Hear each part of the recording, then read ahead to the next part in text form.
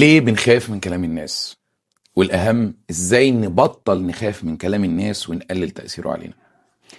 قبل أي حاجة أنت لازم تفهم إن محدش بيتولد بيخاف من كلام الناس.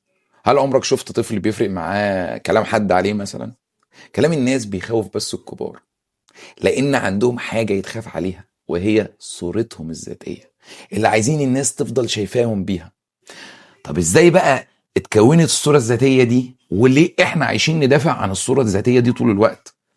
عشان نعرف مصدر الخوف وازاي اتكون جوانا ونغيره، محتاجين نفهم ده بمثال بسيط واقعي ياخدنا معاه في رحلة لأيام الطفولة.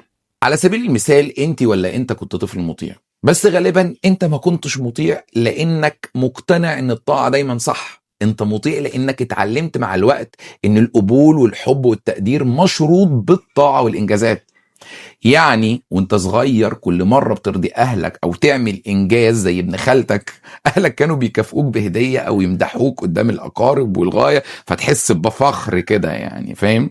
فده ما كانش غلط منهم بالمناسبة، لكن الغلط بيحصل منهم لما انت تغلط، زي انك تجيب درجات وحشة مثلا في المدرسة، او تقول لا على حاجة هم عايزينها.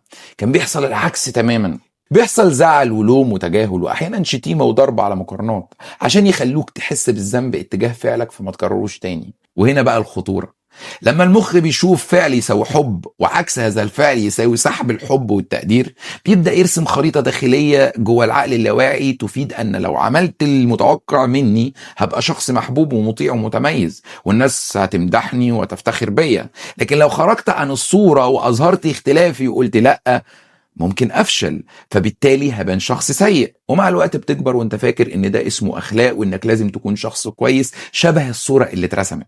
بس الحقيقة المؤسفة ان صورة الشخص الكويس المثالي بتبقى اغلى حاجة عندك، لدرجة انك ممكن تخسر عشانها رأيك، اختلافك، تجربتك، واحيانا نفسك اللي عمرك ما هتكتشفها الا لما تفشل وتتوه وتغلط كتير كمان. فصورتك الذاتية اللي بتخليك تخاف تقول لأ فتيجي على نفسك، أو تخاف تجرب شيء جديد فتفشل، فالصورة دي تتهز في عيون اللي حواليك، فحبهم يروح وتقديرهم ليك يقل ويختفي وتبقى منبوذ ومرفوض.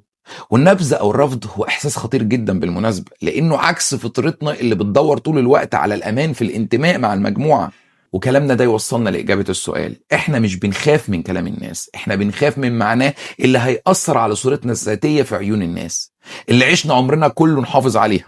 ومع الوقت النمط ده بيتطور ويتوسع، ما بقاش بس بقى ماما وبابا، لا، بقى في صحاب وزمايل شغل والمدير وشريك الحياة وأي حد نظرته تهم. وده بالظبط اللي اسمه الخوف من كلام الناس. طب السؤال بقى الأهم، إزاي نبطل نخاف من كلام الناس ونقلل تأثيره علينا؟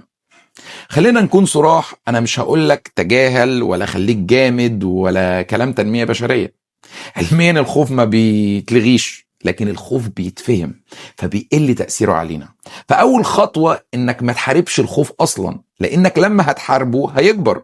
الصح انك تسأل نفسك مع كل مرة بتحس فيها انك خايف من كلامهم، هل كلامهم ده هيضرني وفي خطر حقيقي، ولا مجرد قلق ودفاع لا إرادي عن صورتي الذاتية؟ وعشان تبقى مدرك أهمية الخطوة البسيطة دي والسؤال ده، في اللحظة اللي بتسأل نفسك الأسئلة دي القشرة الجبهية في المخ بتدخل وتفصل ما بين الإحساس والقرار. وده اسمه في علم النفس إعادة التقييم المعرفي. يعني ما تمشيش ورا أول إحساس بتحسه، فكر قبل ما تطيع خوفك. وكل مرة بتخاف من كلام الناس اسأل نفسك بوضوح، هل الناس دي عايشة حياتي؟ هل هتدفع نتيجة قراراتي؟ هل هتشيل مسؤوليتي؟ لو الإجابة لا، يبقى كلامهم ده مجرد وجهة نظر. باختصار، الاختلاف والتميز متعب للعقل لأنه معرض للانتقادات معظم الوقت، فيخلق جواك شك، هل أنا صح؟ هل الناس صح؟ عشان كده المخ أحيانا بيتمسك بكلام الناس مش عن اقتناع، لكن عشان يتجنب المواجهة ويفضل في المنطقة الآمنة. فأنت لازم تبقى واعي بالضريبة اللي لازم تندفع، وتفهم ان انت مش خايف من كلام الناس، انت خايف تسيب صورتك الذاتية اللي ضمنت لك القبول عندهم، لا تواجه بقى الشك والرفض والنبذ. وفي النهاية ما تنساش تقول لي بعد الحلقة دي، انت لسه بتخاف من كلام الناس ولا خلاص؟ وبس كده.